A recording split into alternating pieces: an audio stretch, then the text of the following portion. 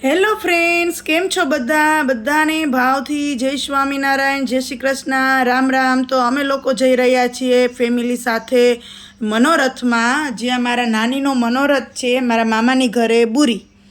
એટલે અમે અમારી ગાડી લઈને મમ્મી પપ્પા ને અમે બે અને ઓમ અને મારા ફૈજીના દીકરાનો દીકરો, કારણ કે સમૂહ મનોરથ હોય એટલે ક્યાંથી માણસો લાલ રાત્રે સગાવાલા હોય એ આવવાના જ હોય અને ક્યાંક ને ક્યાંક કોકનું ભેગું થવાનું જ. એટલે અમે પછી પહોંચતી ગયા ફટાફટથી મારા મામાની ઘરે અને ત્યાં બધા આવી ગયા હતા. અમે જ થોડુંક મોડું થઈ ગયું હતું અને મેં ફટાફટથી ચા મૂકી દો, કારણ કે મામીની ગુરુજીના સમયામાં ગયા હતા મારા શ્રીના. એટલે પછી મેં ચા મૂકી અને બધાને ચા દીધો ને અહીંયા મારા માસી ને મારા બેન ને અમે બધા, પછી બહુ તડકો હતો ને એટલે અમે લોકો નથી ગયા. પછી મારા મામીની ઘરના બધા કુટુંબના ગયા. અમે સગાવાલા બધા અહીં બેઠા હતા અને બધાએ ચા પાણી પીધો અને પછી અમે પહોંચી ગયા સમાજે મારા શ્રી આવવાના હતા. એટલે પછી બધા ગયા અને ત્યાં ઠેકાણે કુલર લગાવી દીધા હતા, કારણ કે ગરમી અસહ્ય હતી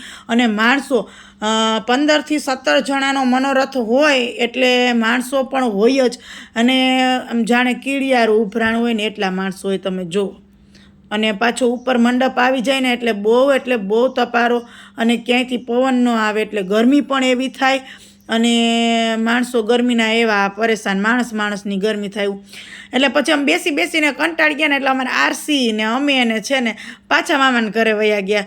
અને પછી ત્યાંથી ત્યાં પહોંચ્યા ને એટલે તરત જ વસંતનો ફોન આવ્યો કે ચાલો બહેનોને પ્રસાદ લેવા બેસાડ્યા. એટલે ફટાફટથી અમે છે ને પ્રસાદ લેવા બેસી ગયા કે ચાલો આપણે હવે જાય. એટલે અમે સમાજ આવ્યા ને તો બધા બેસી ગયા હતા પ્રસાદ લેવા માટે, અમે જ બાકી હતા. એટલે અમે છેલ્લી લાઈનમાં પછી બેઠા અને જુઓ તમે કેટલા માણસો છે. સમાજની અંદર એટલા છે, સમાજનું જે પાર્કિંગનું જે બહાર ગ્રાઉન્ડ છે એમાં એટલા છે, કારણ કે હોય જ. હજી તો બેનો જ પ્રસાદી લેવાનો, હજી તો આ પહેલો જ રાઉન્ડ છે. હજી તો આના પછી બીજો રાઉન્ડ એ પ્રસાદીનો બહેનોનો લેવાનો રહેશે, કારણ કે ઝાઝા મનોરથ હોય એટલે ઝાઝા મનોરથીઓએ બધાને તેડાવ્યા હોય ને આવો સરસ પ્રસંગ હોય એટલે બધા સગાવાલા ભેગા થાય એ બાને. એટલે એવો એનો મિનંગ હોય ને. જો સરસ મજાના પીરસ્યા, બધું જ પીરસે છે, બહુ સરસ સેવા કરે છે કે આટલા બધા જણાને કેટલું સરસ પ્રસાદ છે. જો સખડી છે, ગુંદી, ગાંઠિયા, મોહનથાળનું નામ આવે એટલે તો આપણા બધા ગુજરાતીઓને મોઢામાં પાણી આવી જાય.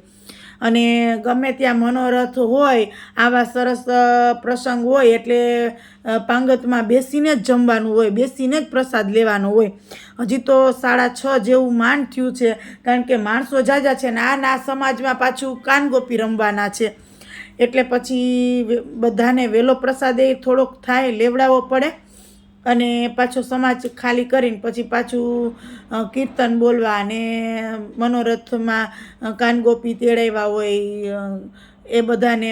એટલે પછી અમે પ્રસાદ લઈ અને અમે ફટાફટથી પાછા આવી ગયા મામાની ઘરે. તો અહીંયા પણ એટલા માણસો.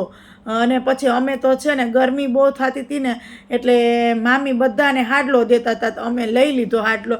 પછી અમે ફટાફટથી જતા રહ્યા અગાસી ઉપર, કે અગાસીએ જઈએ ને તો ત્યાં કંઈક આમ થોડુંક ઠંડક થાય, મજા આવે એમ.